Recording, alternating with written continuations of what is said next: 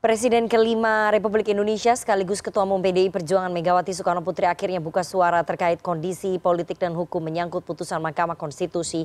Megawati menyebut putusan Majelis Kehormatan MK tentang pelanggaran etik para hakim soal perkara batas usia capres-cawapres sebagai cahaya dalam kegelapan. Megawati juga menyindir putusan MK yang menguntungkan Gibran adalah bentuk manipulasi hukum. Sore ini kita akan mengulasnya dengan Guru Besar Ilmu Politik FISIP UIN Jakarta.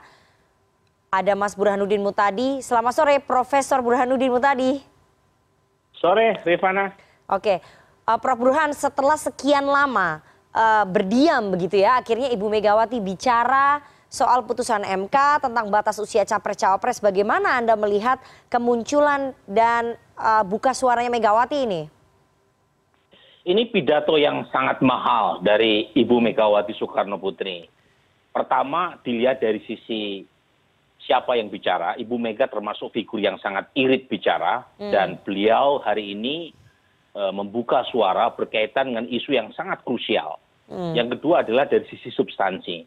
Saya kira pidato beliau mempertegas karakter Ibu Mega sebagai sosok yang sangat ideologis dalam memperjuangkan komitmen reformasi dan penegakan hukum.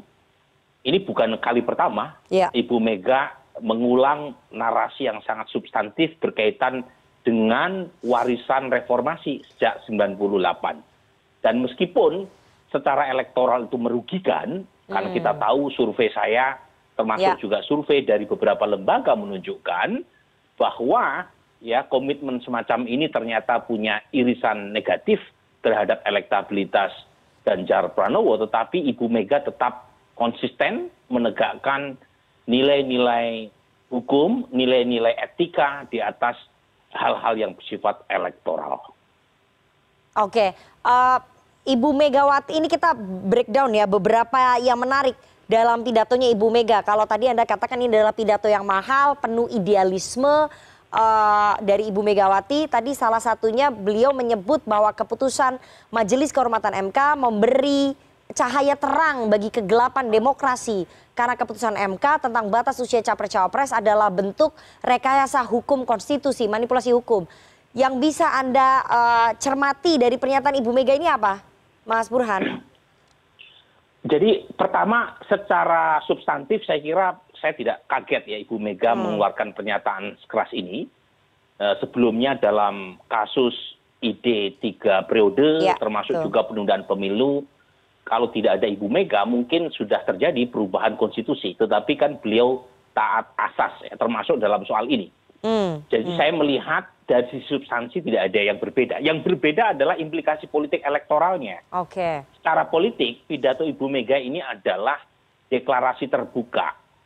Perbedaan elektoral jalur menuju 2024 antara Ibu Mega, Ketua Umum PDI Perjuangan, dengan kader terbaiknya Presiden Joko Widodo.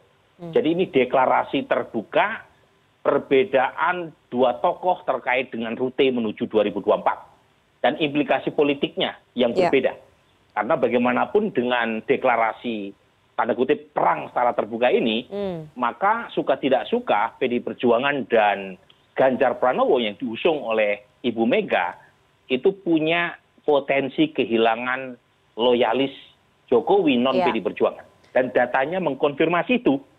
Jadi dalam 2 minggu terakhir terjadi. Ini surveinya indikator ya Mas ya, yang baru dirilis hari ini ya Mas.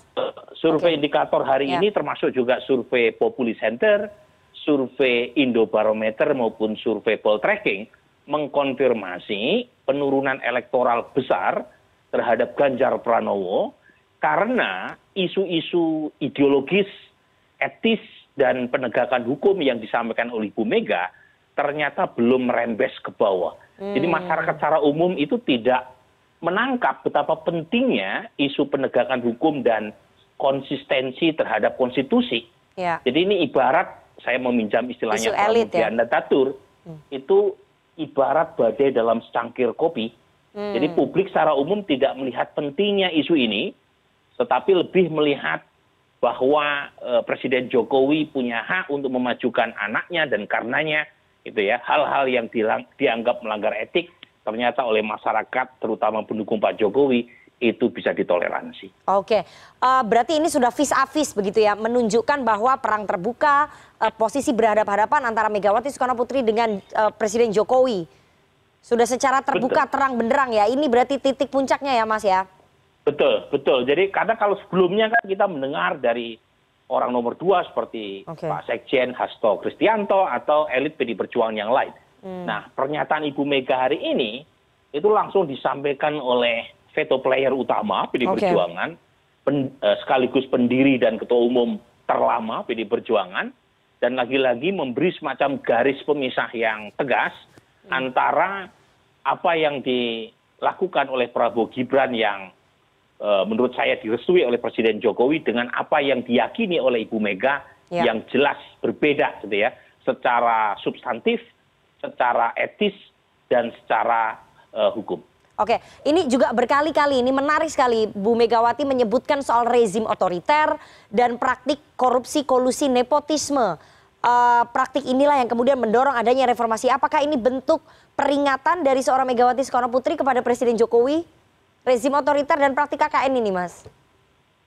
Peringatan sekaligus sindiran halus ya, kepada rezim Presiden Jokowi, karena sudah mulai muncul kritik dari kaum cendekia, bukan semata-mata Ibu Mega ya, tetapi termasuk pendukung Presiden Jokowi yang berasal dari kelompok akademisi maupun kalangan intelijensia seperti Gunawan Muhammad, seperti Butet Kertarjasa yang termasuk juga Profesor Ikrar Nusa Bakti yang merasa bahwa apa yang terjadi belakangan ini itu seperti bukan Presiden Jokowi yang mereka kenal selama ini.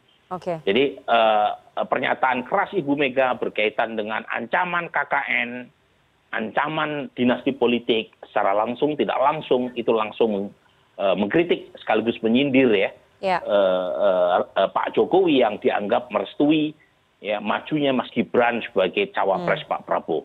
Jadi ini menurut saya penting diingatkan lepas dari motivasi elektoral, tetapi pernyataan Ibu Mega menurut saya justified ya, karena bagaimanapun kita punya tugas dan misi suci untuk memastikan warisan reformasi yang kita perjuangkan dengan darah dan air mata itu bisa tetap survive ya, siapapun presiden dan siapapun penerus Pak Jokowi di 2024 yang akan datang. Terakhir Mas Burhan, ini Bu Mega mengatakan meminta jangan ada kecurangan pemilu yang seharusnya berjalan demokratis dan juga adil. Apakah ini bentuk keresahan, bentuk kekhawatiran bahwa memang ada upaya-upaya ketika pemilu 2024 nanti berjalan dipenuhi dengan kecurangan dan tidak berlangsung jurdil, jujur dan juga adil, Mas Burhan? Ya, jadi Rifana, kalau 2019 kita dicekoi oleh isu-isu primordial, PKI, kemudian komunisme, kemudian isu bahwa Presiden Jokowi dianggap tidak Muslim. Sekarang isu primordial itu berganti dari politik identitas menuju pada isu-isu yang tidak kalah berat. Ya, satu isu berkaitan dengan netralitas aparat, yang kedua berkaitan dengan imparsialitas penyelenggara pemilu. Jadi menurut saya penting Presiden Jokowi bukan sekedar gimmick mengingatkan betapa signifikansi aparat dan penyelenggara negara untuk menjaga netralitas. Karena bagaimanapun ada putra beliau yang menjadi pendamping presiden, calon presiden Prabowo Subianto. Jadi beliau harus lebih kuat menunjukkan imparsialitas aparat dan penyelenggara negara. Karena bagaimanapun kalau misalnya pemilu berlangsung tidak jurdil, maka legitimasi hasil pemilu bukan hanya merugikan capres-cawapres yang menang di 2024 nanti, juga akan merugikan Presiden Jokowi. Karena Presiden Jokowi akan dianggap gagal dalam menjalankan penyelenggaraan pemilu di bawah pemerintahan beliau yang jurdil.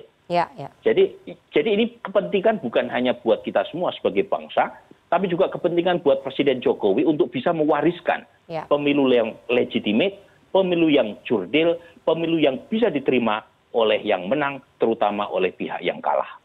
Terakhir sekali singkat saja Mas Burhan, Anda melihat bahwa perbedaan ataupun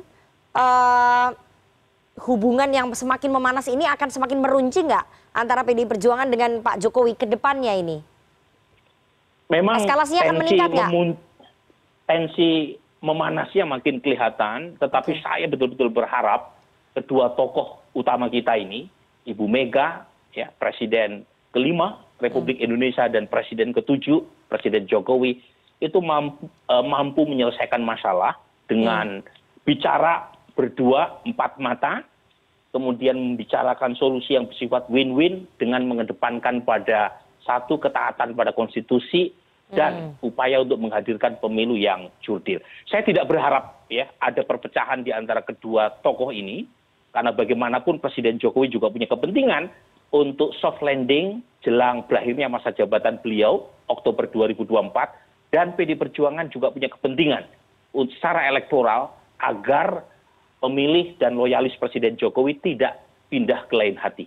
Jadi dua-duanya punya kepentingan, tetapi kepentingan di atas segalanya adalah menghadirkan Indonesia yang damai, transisi 2024 yang demokratis dan legitimit. Baik, kita berharap bahwa meskipun eskalasi politiknya meningkat, tapi sekali lagi hubungan kedua tokoh ini bisa kemudian kembali membaik begitu ya, karena sekali lagi ketika eskalasi politik meningkat, di bawah juga pasti akan juga meningkat begitu, dan kita tidak ingin hal-hal ataupun chaos bisa terjadi seperti yang tadi disampaikan oleh Mas Burhan begitu ya. Kita tunggu nanti pertemuan mungkin antara Ibu Megawati Soekarno Putri dengan Presiden Jokowi, apakah mungkin terjadi atau mungkin tidak akan terjadi lagi seperti yang terjadi antara Pak SBY dengan Bu Mega selama 20 tahun ini. Kita nggak tahu Mas Burhan ya, karena politik itu sangat cair sekali. Terima kasih sekali analisanya yang sangat mantap, Profesor Burhanuddin Muhtadi, Guru Besar Ilmu Politik FISIP UIN Jakarta, kepada CNN Indonesia Newsroom sore hari ini. Saya selalu Prof. Burhan.